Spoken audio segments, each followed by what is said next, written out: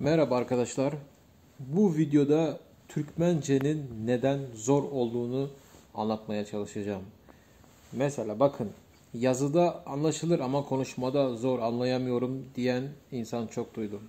Mesela bakın, Azerbaycan Türkçesinde sarı kız, Türkiye Türkçesi sarı kız, Özbekçe sarı kız, burada yazılışı ve okunuşu sarı kız. Kırgızca sarı kız. Kazakça da aynı böyle sarı kız. Gördünüz mü? Şimdi bunu duyduğunuz zaman da anlarsınız. Sarı kız dediği zaman tamam. Biri sadece farkı Azerbaycan'da G ile, Türkiye'de K ile, diğerleri K ile. Farkı o var. Ama Türkmence duyduğunuz zaman bu sözü, yani iki tane kelimeyi anlamayabilirsiniz. Çünkü anlatacağım şimdi. Sebebi bu işte. Bakın. Yazılıda sadece yazıyı gördüğünüzde belki o Y harf fark yüzünden sarı kız diye okuyabilirsiniz ama o da yani sarı kız diye okursunuz. Ama Türkmence'de böyle söylenmiyor. Birinciden orada iki tane uzun ünlü var.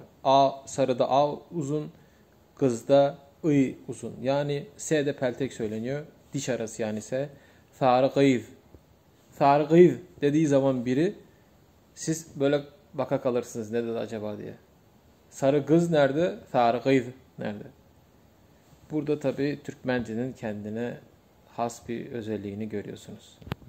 Şimdi aranızda bu şey diyecek olan olabilir. Ne gerek var böyle uzatmaya, bilmem ne, diş arası söylemeye. Ama bu uzun ünlüler zaten ana Türkçe'de bile var. Eskiden beri var. Çoğu diğer Yakut ve Türkmen dillerden diğerlerinde kaybolmuş. Bizde korunmuş. Sonra bunu kısa söylediğin zaman tuhaf kaçıyor. Sarı kız dersen bir şey bayağı eksik oluyor. En azından sarı kız diyebilirsin. Hiç ara söylemeye gerek yok. Ama esas söylenmesi gereken sarı kız. Kendinize iyi bakın. Böyle binlerce örnek var, daha ileride anlatacağız. Sağ olun, hoş oturun.